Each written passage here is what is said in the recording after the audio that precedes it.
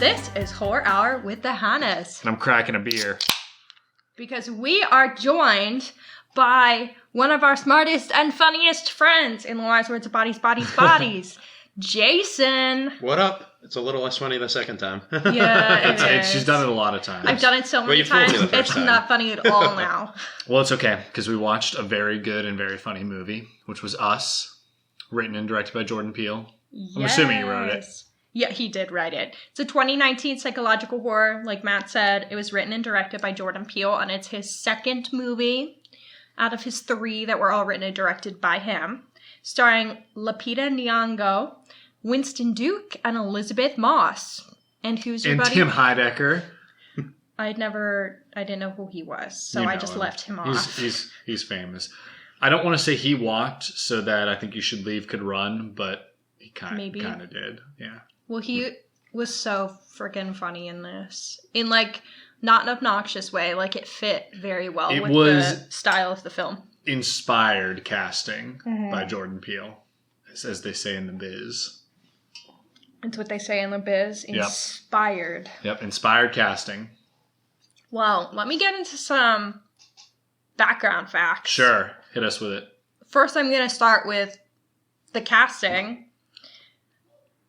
Everyone was very upset that Lupita Nyong'o was not up for major awards after this film. Which I think we've seen this more in the most, like, past decade, that conversation about, like, why do we not have more Oscar noms for horror? And she is certainly one of those people that people are incredibly disappointed. So I was just going to say, the only major award nom that she got, or that the film really got, was she was up for lead actress at SAG. So this film wasn't up for any Golden Globes, any Oscars, which Oscars doesn't surprise me, but I feel like because there are 2 categories of acting noms at Golden Globes, it is kind of disappointing that she wasn't up for one. It's brutal how horror is treated, especially a movie like this that I think just is so beyond just a horror movie. And I really felt that way. I was like, you know what, maybe Peele, everyone knows him as the horror director, but it's like, is he really the horror director? Like, or are they just horror adjacent? Like, Nope is just something beyond horror. This movie is beyond horror. Well, and so I have a fun fact to follow up with that, actually, is I feel like Get Out was very much marketed as horror, and there was a lot of genre confusion with that one. Like, how would we classify this? So he was very clear that Us, to him, was a horror movie, and he tweeted, "Us is a horror movie," direct quote. Like, that's the whole tweet. No, I know it is. It's just like, well, when it finishes, I'm just like, it makes you feel the feels, but like, yeah, horror can do that. That's why horror is such a fun genre. A really good director. Spoiler alert. I feel like horror is fun because I think it's a little harder for me sometimes to feel the feels with horror compared to another genre. But if you make me feel the feels, then you've done your job, and that is like why it was a successful. Astute observation. Makes you feel the feels. You know what I mean, though. I'm just giving you shit. I agree. Yeah. Yeah. So what other background before I tell you how much I like this movie? So Peele, when he was on Seth Meyers on The Late Show, he said, "I always had this vision of seeing myself across the subway platform and just kind of thought, if that's not creepy enough, what if the other sort of smiled at you? The idea of a doppelganger family was like, okay, my imagination went crazy and came out in this film." It's that simple. So he was kind of inspired by his own childhood fear. That's absolutely incredible. Because it is really that simple. Writing's easy, guys. Come on. Mm-hmm. Everyone's got to be better. Because, like, I love it. It's silly how easy that is, you know. My last fun fact, this one's kind of silly. As we probably all noticed, the tethered versions of the characters all wear a single leather driving glove on one hand in the film. Mm-hmm. So, can you guess why he did that? No. Is there a reference to another movie? Michael Jackson? 1, he just thought it was scary. Okay. And 2, it related to 3 pop culture figures of the 80s. I said one of them. 1 being Michael Jackson. All right, I'm smart. Can you guess what the other glove references might be to? OJ. OJ is too. Oh, look at me. Jason, you got this one? I don't know the third. It's a horror thing, so he won't get it. Definitely A not. horror thing. Candyman? Freddy Krueger. Oh, duh. I'm thinking Candyman because Peele would Yeah, produce I the know. remake, and I was like, maybe he wore one. I don't know. Makes sense. Yeah. So I thought that was a fun reference. I'm going to cut that and come back and say that I said the right thing because I feel dumb. Well, you got 2 out of 3. It was pretty good. I would have OJ's an gotten easy there. one. That's funny. Well, yeah, once I said, like, emphasis on glove a little bit more. It's like, oh, yeah. If it doesn't fit. Must have quit. Except that was really dumb because, like, dried blood and stuff on the glove would make what the did they say in size It's Always different. Sunny? If the shit stain fits... I don't know. Do you remember that? The Charlie gets the ticket? I can't remember. You know what I'm talking about? It's nonsense. It's Yeah. It's complete stain. nonsense. Fuck. It's all right. It's about the shit stain On the shirt. on Mac's shirt. Yeah. If the shoe print fits, maybe? Ooh, maybe. Is it Charlie gets the ticket?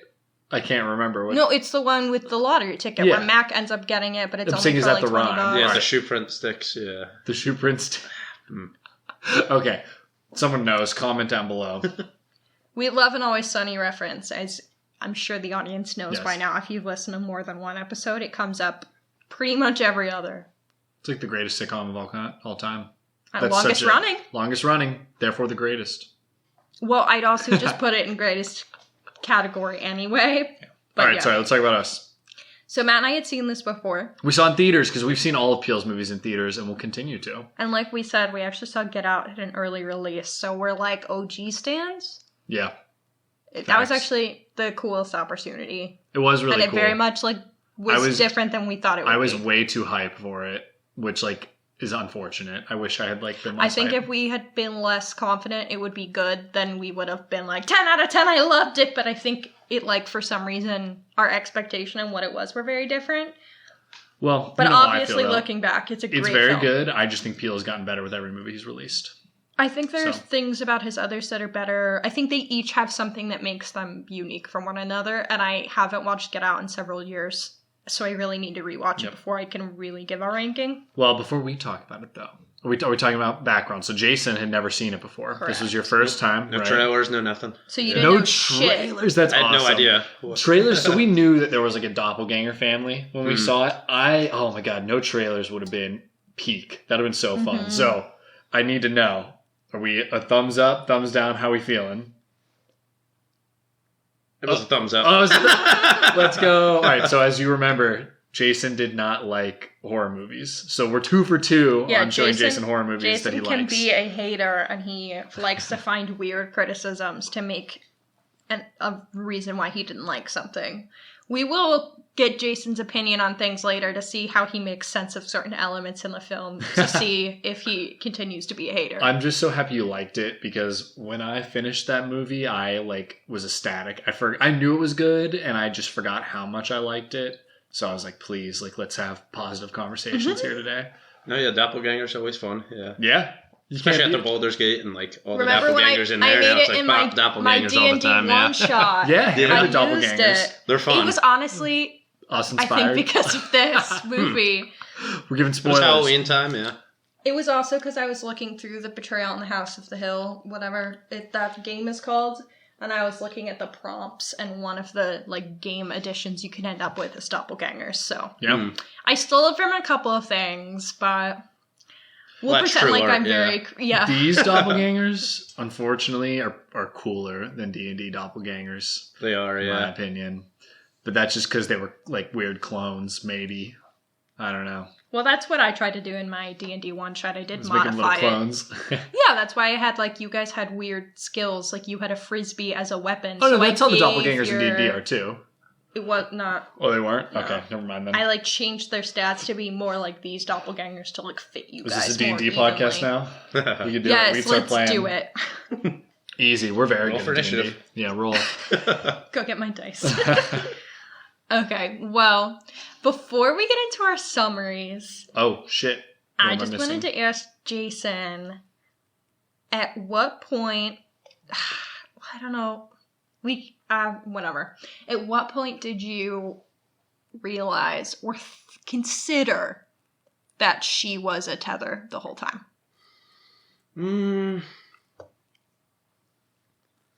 Probably thought about it earlier in the movie than, I guess the one time I mentioned it while we were watching, but there's just so much going on. It was kind of hard to start thinking about it. It's like, there's one doppelganger family. Oh, there's two. Now the entire country's doppelgangers. And Yeah. But, yeah, I had my hunches, I guess, but... Yeah, you didn't mention it until, like... Right as they revealed Right it. as they were revealing it, and you were like, I thought that could be the case. And I was really hoping at some point you would say it out loud so I could, like, track how long it took. So I was kind of PO'd you held that to yourself. I think I didn't realize until it was revealed when I saw it in theaters. Oh, but I figured it out. As we have said about me before, I'm very, like, allow the movie to come to me. Yeah, it's just immersive, so you're not necessarily, like, theorizing.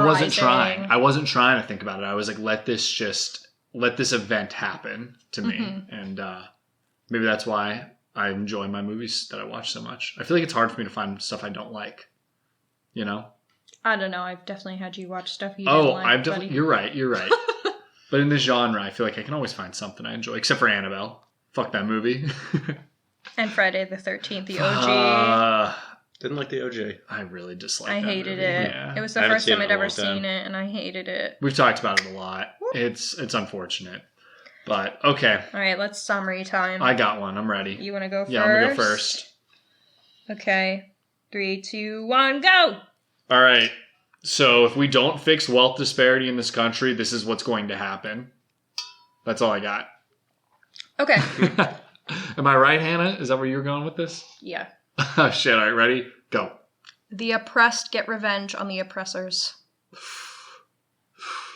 We'll get to that in themes.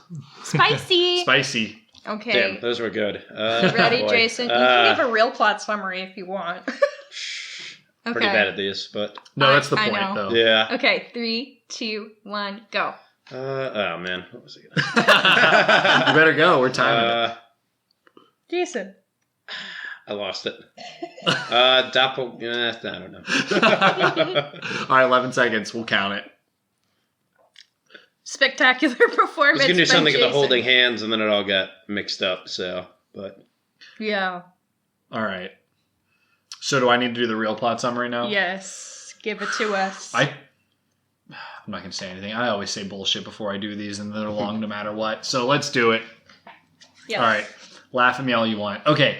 In 1986, Adeline wanders away from her parents at the Santa Cruz Beach Boardwalk and enters a fun house where she encounters a doppelganger of herself in the House of Mirrors. Following the encounter, she suddenly stops speaking and withdraws from her family. 33 years later, Adeline reluctantly goes to vacation with her husband, Gabe Wilson, and children, Zora and Jason. They meet with their friends, Josh and Kitty Tyler, and their twin daughters, Becca and Lindsay, at the beach. That night, Adeline relays her story to Gabe when the lights suddenly go out. Jason notices a family of 4 in the driveway who break into the house and corner the Wilsons. The intruders are Wilson's doppelgangers. Pluto, Jason's pyromaniac, facially scarred double. Umbre, Zora's sadistic double. Abram, Gabe's animalistic double. And Red, Adeline's double. Red is the only double who can speak, albeit in a guttural, raspy voice. Red explains that they are called the Tethered as they share a soul with their counterparts and have come to untether themselves. The Wilsons are separated and terrorized by the doppelgangers. Jason discovers that Pluto mirrors his actions. After Gabe kills Abrams, the family escapes.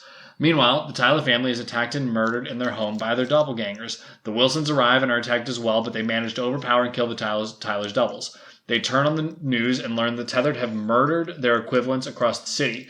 The Wilsons decide to drive along the coast and escape to Mexico.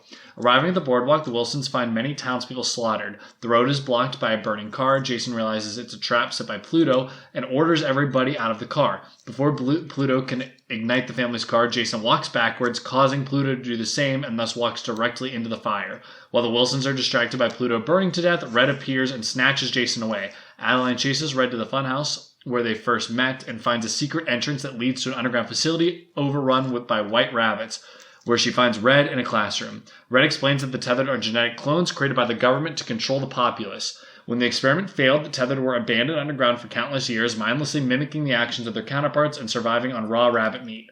After the other doppelgangers realized Red was different when she snapped them out of their... After the other doppelgangers realized Red was different when she snapped them out of their lethargy, she spent years organizing them to escape and take vengeance by murdering their counterparts. Red and Adeline begin to fight, but Red evades and counters all of Adeline's attacks. When Adeline allows Red to attack, she impales Red with a fireplace poker and strangles her to death, breaking her neck in the process. She rescues Jason from a locker. As she escapes in an ambulance with her family, Adeline reflects back to the night she first met Red. She recalls that she herself is the tethered doppelganger, and that Red is the original Adeline, the doppelganger having choked Adeline unconscious, dragging and trapping her underground, and returning to the surface to usurp her life. Jason looks at his mother, who simply smiles. Meanwhile, the tethered form a human chain stretching out of Santa Cruz to nearby cities as helicopters fly overhead. There we go. Did I cover it all? Bam, bam. Thank you, ma'am. We're there. And rereading it makes me enjoy it again. Reading is hard. Reading is hard. Especially fast. I get to the end of a sentence and I don't realize the next sentence start. And then I'm like, oh no. And I continue the... I will say the king of podcast reading is Mike Schubert of Potterless and the Newest Olympian. You don't need to give him any publicity. They're already I know he's already Don't doing go listen to him. Well enough. Josh, come on the podcast, please. Huh? That's his name, right? It's Mike Schubert. Oh, Mike? I just Why did I said say it was Mike Josh? Schubert. I'm stupid. You're thinking of the character in this movie. Oh, yeah. That is hilarious. So general thoughts, obviously, we all liked this movie. We didn't hide or scream at all. No. Okay. How scary do we think this is? We didn't hide or scream at all, but in my note, I wrote that this movie had my jaw dropped 75% of the time, even though I've seen it multiple in a times. Scared way? Or No, that was sick. This is insane. This is fucked up. This is so cool. This is insane. I forgot Jordan Peele's a really good filmmaker. Literally, my mouth was agape most of this movie, even though I've seen it. So, if that sells you on it. Jason, did you think this was scary? I was kind of thinking about that. It's probably more of a thriller, I guess. Kind of I didn't really get the jump scariness and more about the feeling of it. It made me feel anxious, for sure, in a lot of scenes. I was never just sitting there when are they going to pop out? I feel like you're more worried. There's a lot more going on. Yeah, I definitely agree. It's not that kind of scary, and that's hence why there's no jumps or hides. But obviously, as we've discussed on here, it does not need to be that to fit the definition of horror. Sometimes horror can be shock or disgust, and I think the fact that we were maybe anxious, and I know I definitely was the first time I saw this. I was fairly anxious during the first chunk of break-in scene. I know that definitely had me worried and clenching the armrest of the movie theater seat. So I would say I still the suspense did work for me. I when the kids split off and started running away. There's a lot of very good scary imagery in this. Yes. Or anxiety inducing and a lot of very shocking moments. I would say this movie is similar to very, very good episodes of The Twilight Zone. Mm-hmm. Especially with the way it ends, where it's this is a world-altering event, possibly. I think he also said he was inspired by an episode of The Twilight Zone with doppelgangers. Oh. I haven't watched much of The Twilight Zone, but I know not enough about it. I feel like Jason has. I've only seen them when they were on TV, but yeah. I feel like Jason Seaman probably has. Well, he's not here. Let's hit him up. We got Jason the Hater, not Jason the Librarian. Not a hater. We're going to change that name. No more hater. Yeah. But yeah. Good movie. Also, I will say, I think the sense of humor is really well done, and I think it works for me. It definitely gives me more laughs or moments than Nope does. Yeah, that's interesting. I think the mix of humor and horror in this is really well balanced. The first time I saw it, I don't remember finding it that funny, except for the fuck the police part, which is genius. Let's be real. And it's silly. But this time around, I found it way more funny throughout. Especially maybe it was things I missed. I feel also you weren't as tense because you knew what would happen. Yes. So because you weren't as tense, you were also able to let the humor in a little more. Maybe it feels like the perfect amount of humor for a horror movie. It's never silly to the point where I'm not taking the movie seriously, because I'm taking it completely seriously. Mm-hmm. But it's enough in there to entertain, make me giggle, and give a little bit of relief before we delve back into the very anxiety-inducing, serious, shocking topics. I would say it feels real life funny, right? It doesn't feel like gags just written for the movie. It feels like shit that happens. Alexa mishears me and says dumb shit literally all the time. Yeah. And like, so that gag even to me is like, yeah, that tracks. And like the sense of humor that some of them have, I'm like, Winston, or what's his name? Winston Duke, Gabe, is so funny in this. But that's and same with Tim Heidecker. That's exactly like how dads are, and they play perfect like dads. Tim Heidecker, this midlife crisis like douchebag dad, and then Gabe he is just like the epitome of a dad joke. And I love it. Like it's never like immersion breaking the humor. Yeah, no, it's like just enough to get you a little easy, but not enough to fully get out of it. Yes. And then it works when they're tethers. And I know you pointed out, Jason, when like Tim Heidecker's tether is also super goofy and just doing bits. I love that. As like he's like trying to kill. That's his name, Tyler, or no? Am I stupid? No, their last name is Tyler. Josh Tyler. Yeah. Josh. It's like he's just being an idiot, or his tether is being stupid, and it's like, no, that's because like prancing down the stairs and like posing funny down the stairs wearing his bathrobe, like, am I gonna get you? I'm about to get you. Even as they share a soul, that's what they said, right? I will say, and I didn't want to do too much speculation to the movie because I think that was done too much when it came out to be like, well, the tethers don't work how I expect them to. It's like, shut up, they're doppelgangers. No one knows how they work. Mm-hmm. But I thought the Wikipedia plot description that I edited explained it a little bit better, that like they clearly were kind of slaves to the other person until Adeline was able to like break them out of it, because she was not the original, or she was the original. She wasn't the tether. And I feel like once I read that, I was like, okay, this whole movie makes sense. I'm not going to complain about or try to question anything. It's also just like, I think the first time I was like, some of the logic doesn't track. But it also doesn't really matter to me, and I don't think it really mattered the first time. Like, it doesn't break the experience for me. Completely agreed. If someone was like, oh, the logic, like, shut the fuck up. I normally say that, and I didn't mention anything. I was going to say, Jason is Do we need to tell you to shut the fuck up? Or does it all make sense? No, it did, That's crazy. It didn't bring you out of it that some of it might have been unanswered, because I feel like you're the type of guy who would comment on that. People complained about, like, I can't remember his name, Pluto, backing into the fire because Jason backs into the fire. Well, okay. And guess what? He just clearly was younger, so he's still a little more attached. Well, I think they also kind of set him up that he might have some sort of disability. Both of them, right? Yeah. But especially Pluto. I mean, Pluto has physical scars because him and his double play with fire, and clearly he is... actually works and got really close to his face while Jason was playing with his thing. So, like, he's already physically scarred, but he clearly, like, compared to the rest of his family, he's much more, like, animalistic in his movements. He's, like, on all fours, so you can tell that there's something different there. So it makes sense for his tether to be more closely attached and directly mimicking the behaviors of his double to me. Yeah. I agree. So anyone that complains about the logic of this movie, shut the fuck up. We explained it all right here, so we're not going to talk about it because the movie's cool. All right. Okay. Where are we at, Hannah? Do we want to just like get into what we think the movie meant then? Or do we have more to say about what we liked? Let's talk about what we liked. Well, I've been doing that. We've been doing that already. I just have one question. Were there separate actors, or did they...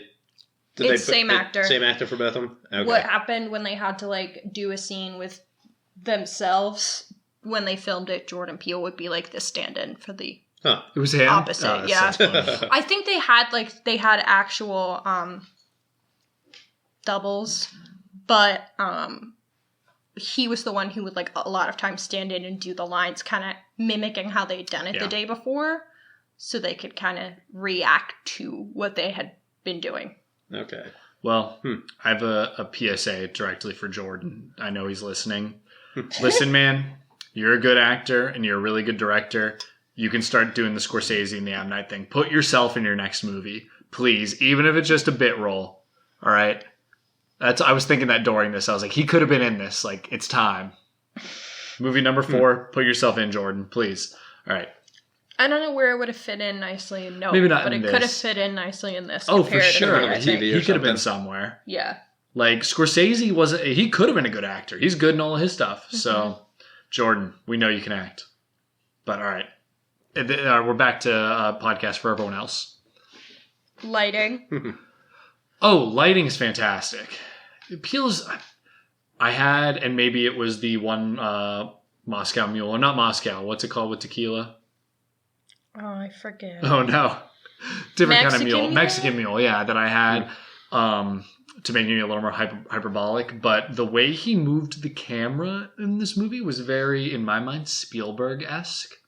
And I was like thinking like, oh shit, like maybe someone else can move the camera the way that man can. And I didn't want to, like I said, be too hyperbolic with it, but boy, oh boy, is he a really talented director. Well, I feel like the scenes where we commented out loud was on the beach, where she's like running towards Jason. Which, it was like holding the camera in one spot and allowing her to do stuff in the background and like kind of having it be a little more of a long take is where I was kind of thinking it reminded me of scenes in Jaws where he has like very like much longer takes with a lot of things happening. Yeah. I just feel like Jordan Peele just knows what he's doing at like every point. Yeah, I think he's an absolute like genius. Yeah. And is like one of the, if not already, one of the next great like auteurs. Auteurs, how do I say that word? I think the second was better. Auteurs. Yeah, I'm so excited for everything he makes. So. Yeah, we'll be seated. This is another Matt Gushes about a movie podcast, but I hope people enjoy that. If A Quiet Place or whatever the prequel coming out, if that's good, I will also be seated for John Krasinski. But that's also... I'm sorry, because he's just not No, it's not the same. It's not the same. I know. But I also just like have an undying love for him because of Jim Halpert. So it's like, take like how fresh he is in every interview, plus talented writer and director. Like those movies made me cry. No, I understand. But listen, but I understand. No, Jordan Peele's I'm on not another saying level. that they are the same level of talent. I understand. I'm just saying I will right. also be I'll seated. say all the things I like. Ari Aster will be seated for number 4. Agreed. I already said, though, from a technical level, I love everything he's doing here. It's almost like a crime not to talk about it more, but it's hard. When you are, like, perfect on that level, it's hard to talk about it. You know what I mean, Jason? Like, it was like was there... Oh, idea. There's just nothing that, yeah. It just, like, looks good. Yeah. There are multiple times I was just, like, very impressed with the camera work or the lighting specifically. Especially the night scenes. We always have to bring it up when you can light a night scene. To be fair, we did watch this at night, so that helped. But that does help. But I'm sure during the day it would look good. Yes. Because I feel like we've watched enough of his movies, or rewatched during the day, and they still look good. So I trust it. We said we love the comedy. I was also going to say I love the music and the sound design. Oh my god, it's so good. And it helps that we have good surround sound where we watch our movies, because there was the blood squishing. Yeah, every time the blood squish. Whew. It was like right in your ear. It was so dripping funny. behind us. It was so gross. It was so gross. I loved it. The sound was done by the same person who did Get Out. Okay. Yeah, it's just overall, like, it's a spectacle. He makes spectacle horror movies. Sorry, go ahead. I was going to say, another fun fact about the sound is, so he did the sound for Get Out, and Jordan Peele had actually talked to Steven Spielberg, who was like, you have to use him again. Yeah, good. Listen to Spielberg. Do something together, guys. I could see you having, like, the moment of, like, me and John Williams. Like, keep him. And Jordan Peele was like, my life was just made. Can we get these two to work together? Like, Spielberg wrote Poltergeist, which we love, and was directed by Tobe Hooper, who directed The Texas Chainsaw Massacre. Let's have Spielberg write something, or Jordan write something for Spielberg. I don't know. And get Tom Cruise in there, too. I want Spielberg and Cruise to work together, all right? Like, again, it's been a while. That would be sweet, though. Yeah. Spielberg and Peele working together. I'm also going to say the setup in this movie is really well done. Like, any setup from earlier in the movie very much does connect back to what happens later. Like, there's no lazy elements here that don't tie back into something. Yeah, I forgot about the tunnels, and then you saw the tunnels. Yeah. Or like Jeremiah 11:11 comes up frequently. Yeah. Or even when she's watching TV in the beginning, we have the Hands Across America. Obviously, that's utilized. The rabbits come back. There's even small moments of like the little toy car by the closet door that comes back with. And you know the 11:11 is supposed to be twins, right? Well, it's also a biblical verse. True, but I'm saying like 1111. It's all supposed to be the twins thing. There's also a baseball game on that I believe has a score that's. Was it the Minnesota Twins? Yeah, because that would have been hilarious. I don't know if it was that, but I know the score I thought that was supposed to be 11:11 or something like that. Huh. It would have been hilarious if it was it might have the been. twins. Well, they also at the beginning he has a Look at me knowing sports. I'm so smart. I cannot remember what all the movies were there, but all the movies he has on the shelf during are very specifically selected that have like themes that relate to this movie. Like Chud is one of them, like CHUD or whatever. But I didn't know what that was. But I heard that was there's relevant. A bunch. Okay, Hannah, you and I have been talking a lot, so Jason, I need to ask. What'd you like? What'd you like? Like, what made you like this when you don't like horror movies? I mean, the plot, or not the plot, but like it was just very different. Like I didn't know what to expect going into it, so it was just kept you on your toes. Yeah, I mean the one doppelganger family, then the second one, and then it was just a lot more than what I was expecting out of a movie, I guess. I feel like Jason has been exposed to a lot more of like the haunted house kind of horror. Yeah, the basic stuff. Like the Blumhousey, cliche modern horror. Not to like shit because Blumhouse has some great movies, but more of that than like the artistic. But even that first scene with like the break-in and the first family's fight, and that was even better done than most of the other stuff. Yeah, I said this to you during, and I think it's something that makes this movie work, is that there are like 5 very distinct acts, maybe even more, where nothing ever sticks around long enough for it to get boring. Yeah. Like a house break-in, we've all seen the house break-in movie, right? It lasts like 10 minutes in this movie, and then we're on to the next thing, right? It's just long enough for you to be entertained and then go on to the next. And also the scale and the stakes get bigger and bigger with each act, which all of a sudden it's like, oh, this is a city or state or maybe like country or world-ending issue. Yeah, you said we're in Act 2, and I was like, oh man. Is it going to get wild? Yeah. Oh, I guess I spoiled. Yeah, Act 2 is like the break-in, and then you still have them going to the other house, then like going into daytime and doing stuff there, and then going to the underground. Like, which is all of a sudden, it becomes the most intimate and like almost small scale at that point, but also like it feels like everything in our story is hinging on this like moment. Yeah. That dance scene. The dance scene is so good. Yeah. After the dance scene, we were all like, oh shit.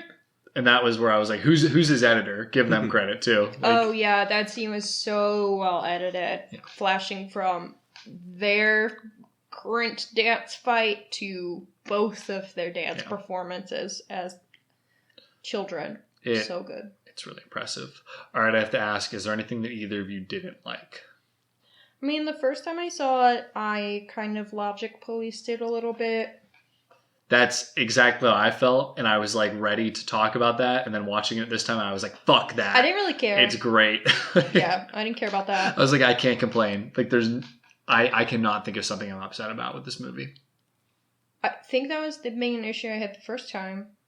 I guess there's a couple thematic things that I guess I don't fully understand the symbolism of, and so that makes me irritated. Yeah. Where I'm like, why did this, like, what is the place of this in this film? Yeah. And I think we can get to that in themes. We will, yes. I do find this movie to be very, like, layered and conflicted the same way Nope is. So, like, that is just part of it. Like, he does not have clear-cut themes. There's a lot of themes that, like, are always kind of fighting each other, which I think is kind of cool. Anything you didn't like, Jason? Oh, yeah, that's probably a good way of saying it, yeah. I mean, because nothing is black and white, you know, everything's kind of, Yeah, everything's, I guess I still need to think about them switching, and I guess just how they interacted with each other in the house, and, like, why maybe the original girl that then became the tethered girl didn't say anything. But I guess how would you explain it if, and it's kind of ridiculous. And no one else can talk. Yeah. Yeah. So that would probably take a bit more time to think about, but that would, I guess, be the only thing. Maybe she could have did something different, but I don't know. Which one are you talking about? The one red that stayed? No, original Adeline. Original Adeline that then went into the tether zone. Who, and then can talk and is now that's how they knew she was different, right? And then she started planning. I know, She spent 33 years planning. No, but the question but then when she came out, like... Yeah, I don't know. I feel like there could have been some dialogue or... I don't know. Well, when she got down there, like, hello, where am I? Am I supposed to be here? Well, no, why can't you guys talk? The point was her voice was fucked up from getting strangled, though. That's not... Oh, yeah, I forgot about that. So she might not have been able to talk, and that's why her voice is, like, messed up when she comes back up. They do quite literally explain that. Yeah, Damn. like that's from her. She has damaged vocal cords or whatever that thing is here. Can't even out logic. Matt was paying attention. I was paying attention. I've seen this movie. Yeah, that was good, yeah. But I did notice that, and I thought about it when the movie happened. That's why her voice is all messed up. And again, why she probably should have been nommed for something, because she's playing two characters, one with this like incredibly sad performance in an insane voice that works. I'm just going to add that she based it off of a real vocal condition, and people were mad, and they were like, bad disability rep, and so she had to apologize. Don't comment. Don't comment. I know I want to get annoyed with those people, but okay, I won't say anything. It's acting. Shut up. Like, I'm sorry. I guess it's because she came out and said that, and it's more like they're actually representing that condition. Okay, all right. In like an actual I'm way zipping of my value. Lips. You're a good actor. I want to see you in more either stuff. way, like, babes, you crushed it. Yeah. All right, you want to talk about some? I want to talk about some themes? symbolism, some of the reoccurring thematic elements. Sure. Jeremiah 11:11. We talked about that a little bit. This twins of 11:11. But I wanted to read the verse. I was going to ask you what the actual verse is about. Yeah. Therefore thus saith the Lord, Behold, I will bring evil upon them, which they shall not be able to escape. And though they shall cry unto me, I will not hearken unto them. How did he get the twins verse to be that good for the movie? Okay, what does that mean to you in the context of the movie? Well, I think it's just all about the evil as they see it. I'm doing air quotes. I know it's a podcast. Mm-hmm. Like, it comes onto them, right? Like, and that evil is brought in and comes after them. And that's the way you see it. Do you see it different than I do? Like, they're doubles of the yes, evil the that evil. comes That's into why I them. said quote. Sorry, I should explain better. Yeah, which one's the evil one? Yeah. I That's guess true. when you think about it thematically, that is the big question, is who is evil here? Because the whole movie, obviously, we see them as the enemy, but, like, they were oppressed, so who's the bad guy now? The main bad guy was the good girl all along, I And guess. Question mark? The leader of them, who we see as the main antagonist, really has the most reason to want to, like, carry out this, like, attack. I would, too. Yeah. Let's be She's real. She's pissed. She had her whole life taken away from her. Yeah. But all these other people were all of never them given a did. life to begin with. Yeah, So. I guess, but it's harder to, like, know that it was taken from you than to not know you didn't have it to begin with. I guess. Yeah. I don't know. I'm not really going to, cool, like, though. ethically debate that. Well, Lapita said, Jordan's exploring this notion that right now we're preoccupied globally with the other. The monster that is the other culture, the other country, the other political faction, the other religion, the other gender. And so I guess that quote to her meant, like, comparing ourselves to the other, and I guess the evil that we'll bring upon them, or that they'll bring upon us by being different and other. I don't know. Oh, wouldn't it be like, we are the evil? I don't know. Like, That is, I think a lot of, like, people in this country would see anyone from another country as the other and the evil, versus, like you just said, we are the evil to a lot of the world. I think it's twofold. Yeah. Or, and even to ourselves. Like, I guess, depending how you look at it. Well, that's true, too. We as a nation are evil to ourselves, like, if you consider the rich versus the poor. I mean, even ourselves to ourselves, but The idea of the other, as well as, like, completely rooted in fascism, which, like, the entire basis of that ideology is all of your problems can be pitted on the other, whatever the other is. If it's someone from outside the country, if it's poor people, if it's people of color, like, it's always blamed on someone else. Mm-hmm. Right? Which, for this, I think ties into the theme of the economic status, which is my big theme for this. Am I skipping ahead, Hannah? Or yes. Do you have something else? All right, sorry, go ahead. Yes, you are. Symbolism of the rabbits. The rabbits were one of the first animals we cloned. Is that not what it is? Or am I wrong? Is that accurate? Yeah, I kind of realized that after. Well, sheep maybe, but, like, probably rabbits sheep and before. Rabbits were, like, early in cloning process. But yeah, I kind of thought that was just, kind of, they probably tried it with rabbits first and then people, and then after the people kind of didn't work, then they kind of gave up on it. But you have to look it up. What was your symbolism for the rabbits? I didn't get there. I was asking you guys. When I read about this movie years ago when we saw it, that's what I remember reading about. Dolly the sheep, like Jason said, was the first big one, but I think the first one, period, was a tadpole. Well, that makes sense. Yeah, I mean, I guess cells, but they kind of just do it themselves, so that doesn't really count. Mm-hmm. Yeah. So, I don't think it was rabbits. Oh, okay. Well, then I'm wrong. I just remember that being one of the theories. Rodents are often used in experiments. That's why I guess I was a little bit like, why don't we use mice? That could be part of it then. Because rabbits are cute and it was good imagery. Jordan Peele actually them thinks eating a bunch of rats creepy. versus them eating a bunch of rabbits, I feel like it... Yeah. It's a little creepier to think of them eating rabbits. Yeah. Rabbits are kind of creepy. Yeah, Jordan Peele thinks they're not scary, but uncomfy. And I also felt vindicated that he has a mild rodent fear because I do also. I guess you could also say, like, rabbits, like, the expression, like, fucking like rabbits was also where my brain was at with, like, if you tie it to some of the theming of, like, useless reproduction that, like... So you see the tethered as, like, useless reproduction? No. Oh, wait, That's not what I'm saying. I think, like, if you think about useless reproduction and, like people having way too many kids, it's harmful for the environment, it's harmful, like, economically for them. I don't know. I thought maybe that could be relevant because it's the main thing I think of when I think of rabbits. No, that went over my head. I'm entirely spitballing. Right. I have no idea. You might have just thought they were cool to have. Well, he does like animals, so. Yeah. Well, he also does specifically reference it in the movie. They were used in experimentation, as were the tethers were an experiment. So, you know, it could just be that. Okay, can I talk about economics now or no? Oh, I guess rabbits symbolically often mean rebirth. Okay. And so, obviously, the tethered are intending to start their new chapter outside of the underground. So, it is their rebirth. Got it. Also, though, the sweatshirt that Zora is wearing is Vietnamese for rabbit. Huh. All right. So, I guess we have that answered, actually. By something we did not know about rabbits. Neat. I mean, obviously, it could be more layered than that. Last thing I want to talk about, because this will very directly lead us into themes. Okay. Hands Across America.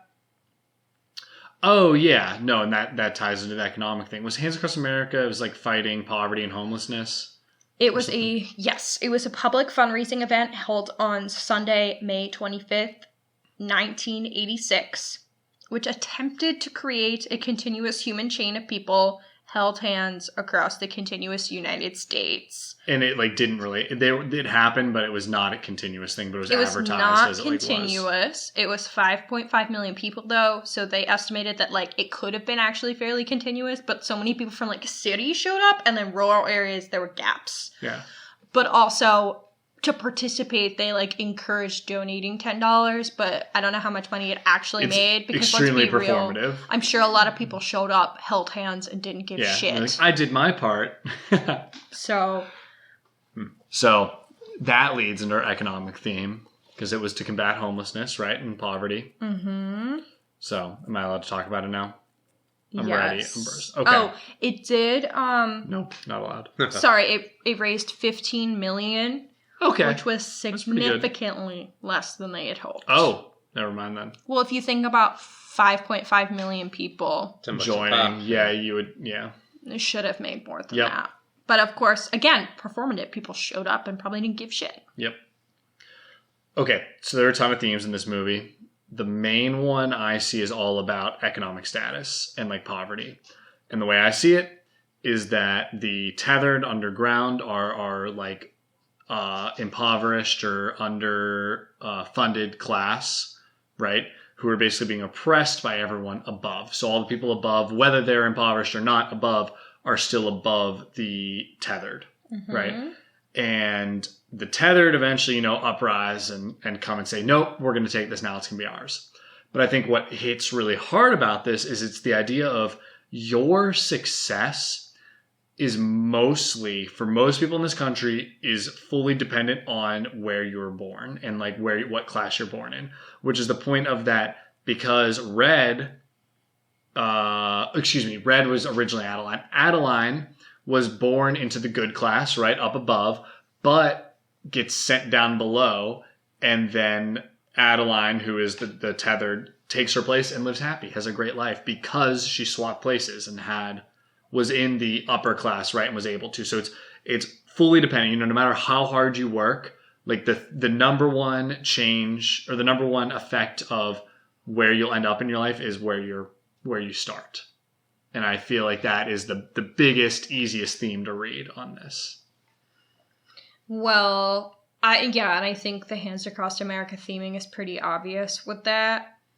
An event that was supposed to help poverty, and then the rich people, or like people who didn't give, made it a thing that kind of benefited them probably to take photos of and all that shit, except not actually do anything. And I think this issue in this film is pointed very specifically at Americans, or at the U.S. Well, that's the title. Yeah. Us has multiple meanings. It's U.S., like that, yeah. it's us, it's well, they us did say and they the are other. Americans, yeah. Yeah. Well, that's what I was going to say. There's the quote, "Who are you people?" We're Americans. So, like, specifically in America, I think and obviously this is not America specific, but we live here, so we know for and damn Peele sure grew up here, so there is he's born here. very drastic difference between the 1% and everyone else. Yes. And there's a very clear difference between the rich and the poor. So many people are stuck in poverty while people are literally flying into space for funsies. So I do think it's very much like calling out our behavior as a nation. Yeah, I agree. And where funding and efforts go.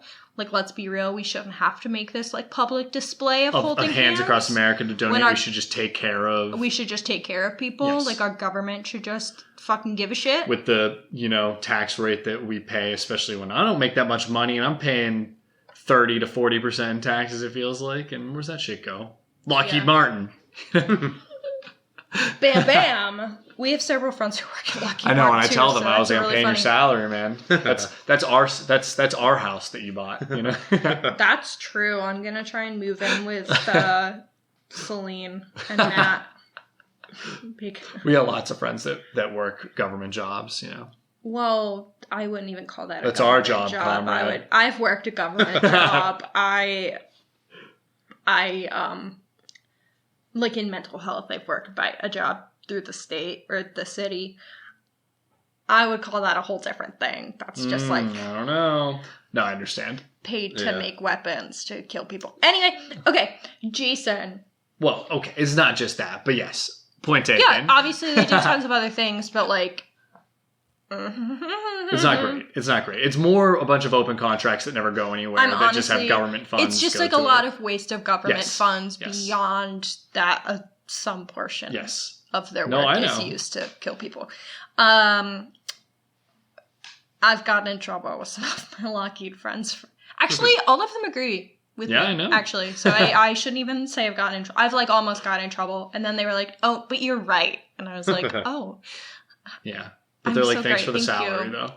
Yeah, good for them. They dab you up. They're like, thanks for paying taxes. Yeah.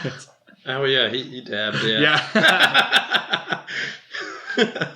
So, Jason, any thoughts to add to that or, like, in addition to that? Like, for how you interpreted the movie? Like, did you get that far? Let's start there. Yeah. So, you got that far. Yeah, not much more than that. Not further.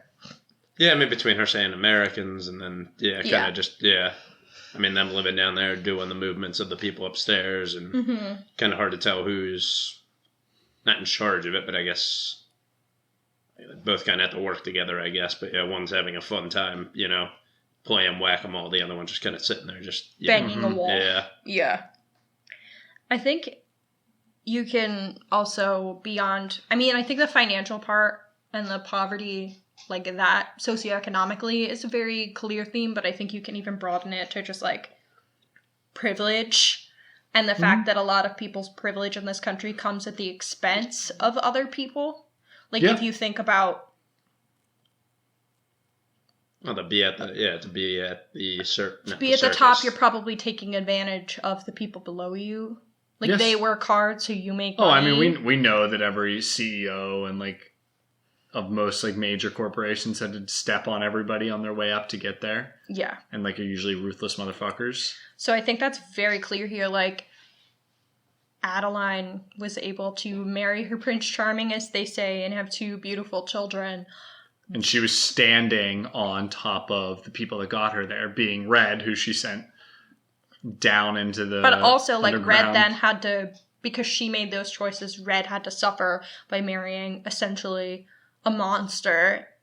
And having kids she didn't want, and having a child, like, ripped out of her that then, like, was a menace. Yeah. Essentially, she describes it. Like, I think that monologue about, like, there once was a girl, yada yada, is very clearly pointing at that. Yeah. You got where you are by essentially stepping on us. Yeah.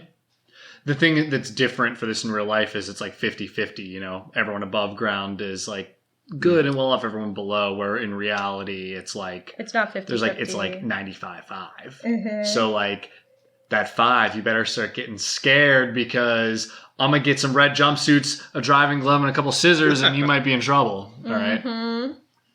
Is that a threat? That wasn't a threat for my FBI agent. That's a joke thematically linking to the movie. Okay, more thematic or symbolism things. Did you notice that she was in white the whole movie? I did not. She was in white the whole time. Okay. Well, besides the throw shirt. But yeah, after I guess it swapped out. Yeah, as an adult, she's in white the whole time. Do we have any thoughts on, like, why that might be?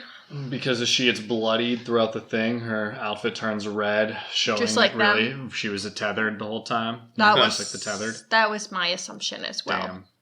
I'm mad. So smart. My English teacher, yeah. A+ for me. Miss Gallagher has told me she actually listened to a couple episodes. So, Miss Gallagher, I thought it first. You know, I'm actually upset because when we first saw this, I feel like I had so many more thematic thoughts, and now I can only think about the economic one. So what am I missing? Well, that was the one I think we were beefing with people on Twitter about. Like, no, you didn't understand this movie. It's about economic. I'm always beefing with people over their interpretation. Did I beef on Twitter? I don't remember that. I don't know. I'm literally always like, you guys interpreted that wrong. My English teacher would... Your opinion's wrong. My English teacher would give you find those tweets G+. Bring them back up. I'm just assuming. Or I was just reading tweets, sending them to you. Like, can you believe they said this? I do that a lot still. I know. I wish Logan Paul had a dumb tweet thread about this movie I could make fun of. Like oh my God, should we check? We should check. Go ahead. I can keep talking while you check. My other thing I was going to ask you about was, do you feel like there's anything more to the scissors? Oh, I know what the scissors mean. But Jason, if you have a thought. About the scissors, There must be something, yeah, I feel like, yeah, they all have the scissors. Untethering. They're linked, right? She does the little paper I mean, she cuts it at the end, She gets to pull them apart because she was the original or whatever it is, she's able to go in and unlink them, right? So they're all using the scissors to kill. They're not even, they're unlinking and also taking the place of now, though. So that's what the scissors do. Yeah, that was... Okay, yeah. That's the easiest way. That's the text reading of it. That was my assumption as well. That's kind of how I took it. Well, while we're talking about that, since Hannah's looking some stuff up, costume design, amazing. Set design, amazing. Like that underground area. That underground was sick, yeah. So cool and unsettling. The red jumpsuits, yeah. It just keep going. It reminds me of like when you are just in a weird liminal space in a building and you just find a door. Inception. Yeah, Inception, or you just keep going and all of a sudden you're in this, I didn't know this was here, and you're going downstairs and leading and like... that was my one thing. I was like, I don't think I would have made it that far in the place. I'd be checking every single door going, like it would have taken me hours. Yeah, like I don't know how she knew she had to get a kid. Yeah. She just found the way. Well, because she'd been there before. Yeah. That's what she knew. Yeah. She lived there. But it is just a really cool movie, and I feel like I can't complain about anything. So do you guys have any personal hot takes about this movie? I have one. My hot take I said to you when we finished, and I said Jordan Peele's best movie is the one you've watched most recently. Because I love Nope, and I gave Nope a 10 out of 10, but then when I finished this, I was like, oh my god, this is so good. This could be his best. So I'm sure if I watch Get Out, then I'll put it at number 1. That's just how he is. He's got 3 really good movies. It's just how it be when you're a talented genius, man. Yep. Jason, you got any hot takes? No. I like this a lot more than the Nope, but... Oh, interesting. Okay. I don't think that's a hot take. No, what? that was just my take. I put Nope as number 1. I don't think there are necessarily hot takes when it comes to rank ordering Jordan Peele's films, besides that Get Out isn't the worst. I know, and I put Get Out in 3rd, usually. Yeah. Sorry, everyone. But I think Nope can be kind of I've heard people say, like, Nope is by far the prettiest, but, like, in terms of story, they didn't like it or get it. I've also heard people with, like, the analysis of this one not quite like this one. I do think Nope is the prettiest. I don't know, what's the issue with the analysis here? I don't know. People just think there's unanswered shit. Shut the fuck up. Like, who cares? You don't always get answers, all right? That's how life is. Like, is it good or isn't it? It hit the nail on the head with its themes. Unanswered questions about what? Yeah, like... I guess just, like, the logistics of them being connected. Shut up! Shut up! We talked about earlier, I guess. You're trying to solve a puzzle. It's not a puzzle to be solved. It's an experience to be had. Yeah, I agree with that. I think sometimes Jason here can be that person who's analyzing. Like he did that with Nope. But he didn't with this. Well, no, but there's a difference between not telling how something's done, but like as long as it would work.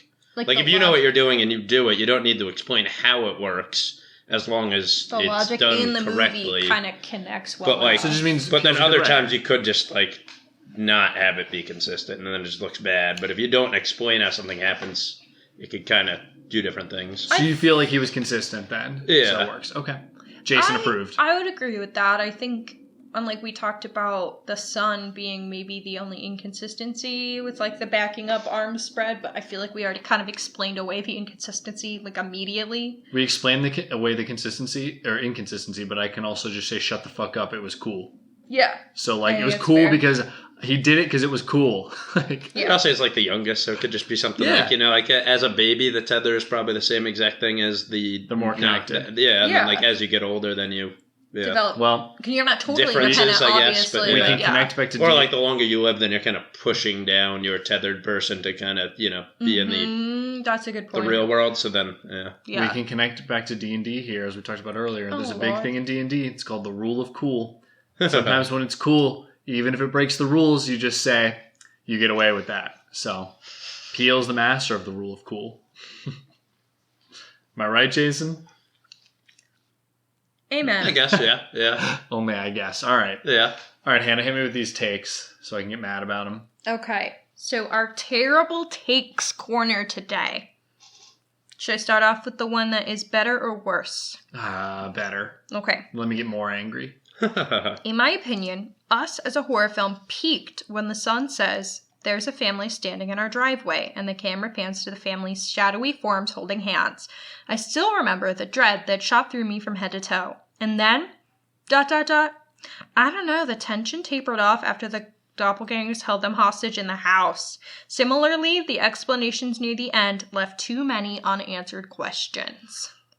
My eyes are rolling so far back into the head that I might go blind. Jason, why do you disagree? What's wrong with that take? I mean, I would say it was pretty scary when you saw the whole the family standing outside like that. That was pretty cool. I agree that is like a peak fear scene. Yeah. But I kind of feel like I thought when they cut to the other family and then that might be second scarier. doppelgangers came out, that was, that might be scarier. I think that was scarier, yeah. Literally, point already disproved, because I think that scene, I kind of like that scene better, I thought honestly. there was going to be the other family coming to them and be like, oh, help us out, and then something might happen, but no, they always died, yeah. Then walking into a family that immediately kicks the bucket and is unable to fight back, and then realizing that it's so widespread. Huh, I guess because scary. The one girl was the tether, maybe that's why they were able to even fight it off even. Yeah. any success. Yeah. All right, And then Whereas the other obviously, family just get massacred. I say, can I get immediately? annoyed now? Yeah. well, we obviously also talked about the unanswered shit. Shut up. So go ahead. You're good. If you want a fucking break-in movie, run-of-the-mill, go watch The Purge, all right? Go watch The Strangers. Like, if you want something that's going to go beyond that and be cool, this is the movie for you. If you would have just stuck with that, we could add 90 minutes of a break-in movie, which we've got 100 of those. Like, this is something so far beyond that. Like, fine, it's not for you, but, like, don't take away from me what cool movie I want to see. Like, it's aggravating to be. It's also like it would just be a run of the mill. No one would talk about it if it just was that. Mm-hmm. Am I right? Like that's it. All right, sorry. Hit me with the next one. I don't know how it could get worse than that. Like that, it just annoys me. Like people just want worse movies. Like shut the fuck up. Okay. You want a worse movie? All right, that's fine. Go watch a worse movie then. Go watch The Purge. There's plenty of them. Yeah. There's plenty of them. To me, this movie is an atmospheric cinematic masterpiece. Yes, agreed. We're on the same page. However, Well, it's going downhill. However, shut the fuck up. However, the story itself is lacking significantly. Jason, your rebuttal. Oh, that's it? Oh. Lacking significantly. I mean, I guess not a ton happened, but I don't know. I mean, it happened. Yeah, why we liked it. Yeah, but like, I'm just trying to think of what they could have meant with that, but yeah. Tell them why they're wrong. I feel like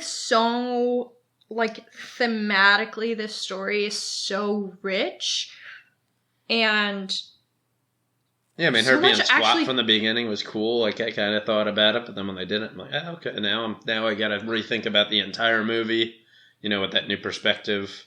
And I feel like things do happen that are scary and concerning and anxiety-inducing. Like, I just don't understand how you could say the movie was lacking significantly, especially because had it just been the first family break-in, that would be lacking significantly. But the fact that it takes it away from just like, your doppelgangers attacking you, it's also attacking every family, and here's why, and here's the origins of that, and here's what this means for our society. Like, I don't know. There's so much more to it that saying the story isn't it's not even a slow burn. Like, I just don't get it. They didn't say the story was entertaining. They said it was non-existent. Yeah. Is that what they said? All right. Lacking significantly. I mean, it took place in 24 hours. Yeah, I guess no. I'm going to get us a YouTube suspension right now. Like, dude, I'm in your walls with a knife. Like, what the fuck are we talking about here? The story lacked significantly. Like, how broken is your brain? I'm sorry, I'm kidding. See, you this shit makes me sometimes so when you mad. do terrible takes, you insult the person, but you don't explain why they're wrong. Okay, because it's not a real criticism. The story is lacking. Like, what does that even mean? Well, what is the story is lacking? Does it mean there isn't a story? Because of course there's a story. Is there not thematic elements? Like, we just went over all the thematic elements. Like, it's a beautiful piece of art, I think. There's clearly a story and there's subtext. So like, I just don't know how you can say it's lacking significantly. Like, it just feels like somebody that's never created anything themselves. Like, because they don't have the capability of creating anything themselves. It feels like someone who watched like a severe slow burn or who read Normal People. I know you guys don't know what that is. Where literally nothing happens, in my opinion, that like matters to me, and I don't think thematically that book is doing anything like to shout out. Not even that, because that would be something would be happening in a soap opera. Soap operas are wild, and but yeah, like a slow burn. Like, I would understand if you watched The Lighthouse, maybe, or The Witch, and you're like, nothing happened. I would get it. That's all they're saying. Even when people say nothing happened, that's stupid, because there's always character development that happens. Like, just because nothing, it's fucking baby. It's Hollywood. I just burped. Excuse me. It's Hollywood, like, baby-brained ideas of narratives. Like, but even in this, like, what do you mean? This movie's half a blockbuster. Like, shit happens. I don't know. They're complaining about, they let CinemaSin's brain hurt them. Sorry, I get so aggravated with this. Half a blockbuster. I like that. Yeah, it's half a blockbuster. Yeah. Like, am I wrong, Hannah? Do I need to explain more than that? Like, how do I argue with this person? No, I feel like we've argued with them enough. No, but you said that I didn't. No, give a good and then reason. you. And oh, then I did. You Okay.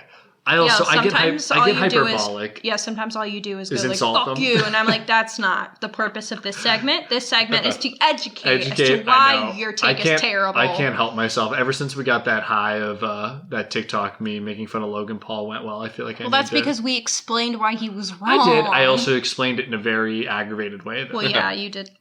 Say like fuck you to him too, but it's Logan Paul, so everyone is thinking fuck you, Logan Paul. You guys also held me back where you talked about it, so I let it brew inside me and I exploded. Exploded? Like, come on, like I just don't know. I just don't know how stabby scene.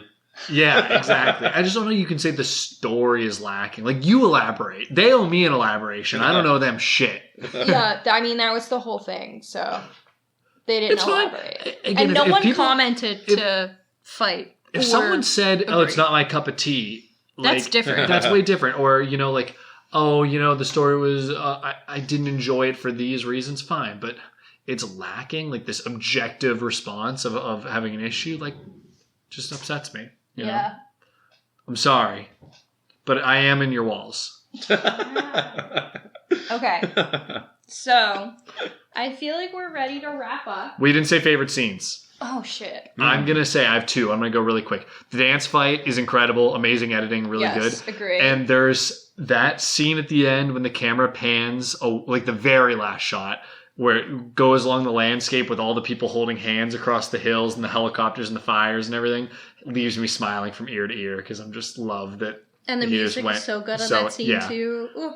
And it's just so absurd, the scale in which this is hit, and it makes me very happy. Mm-hmm. Yeah. Sorry, Jason, favorite scene?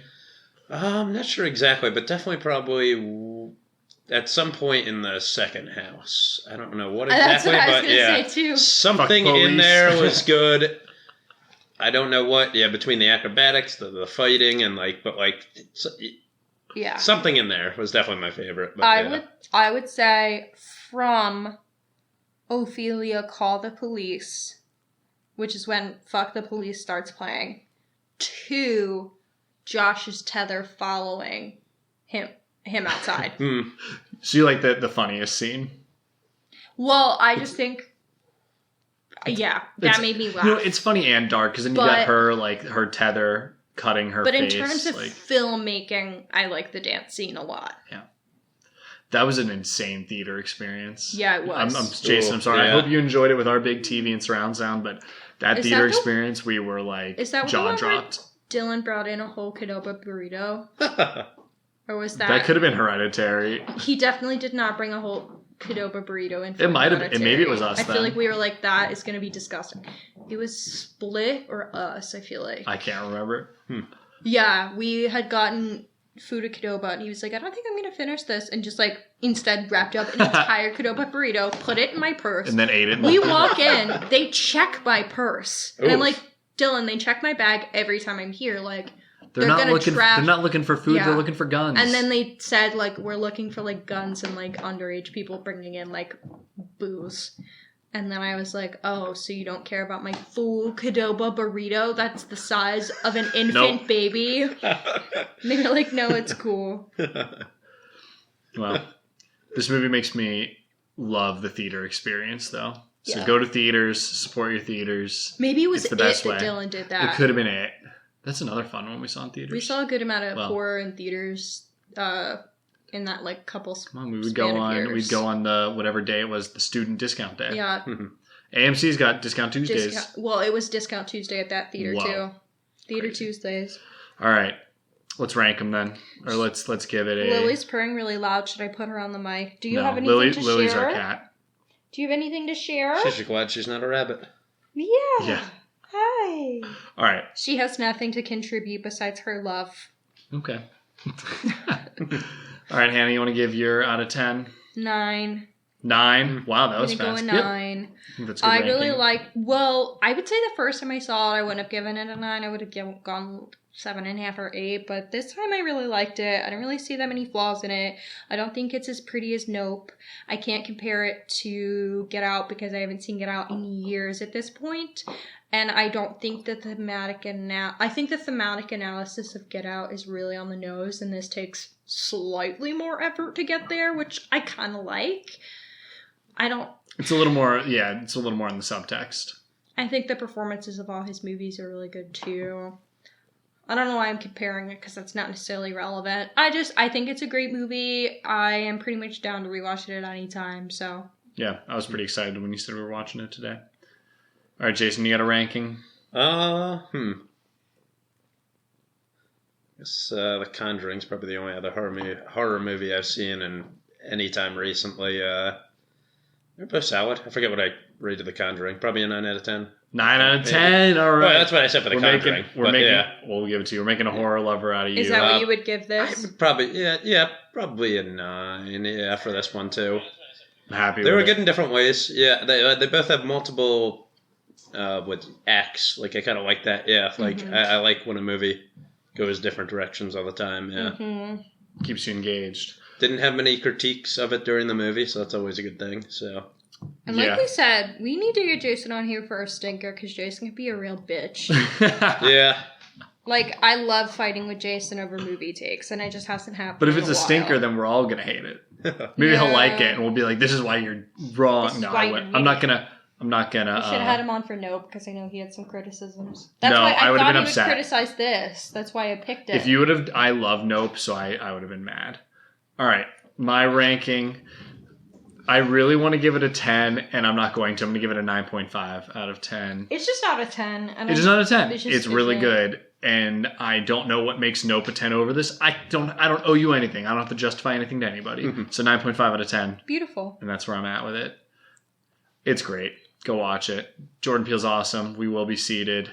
Please make movies. Put yourself in them. We salute you. Work with Spielberg. Work with Spielberg and Tom Cruise and Peele all together. As I said before, I don't know what we're making, but it sounds fun. Okay. Well, I think we're good to wrap up. I'm ready. I've been Jason.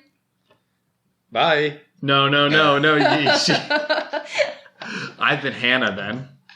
And you got to be me. I'd be Matt? Yeah, you'd be Matt. All right. Bye, everyone. See ya. Thank you for listening to Horror Hour with the Hannas. Make sure to listen to future episodes on Spotify, Apple Podcasts, Amazon Music, iHeartRadio, or wherever you can find podcasts. You can follow us at Horror Hour with the Hannas on TikTok and Instagram for more content. If you like the podcast, please follow and leave a review on your favorite podcasting app. Happy hauntings!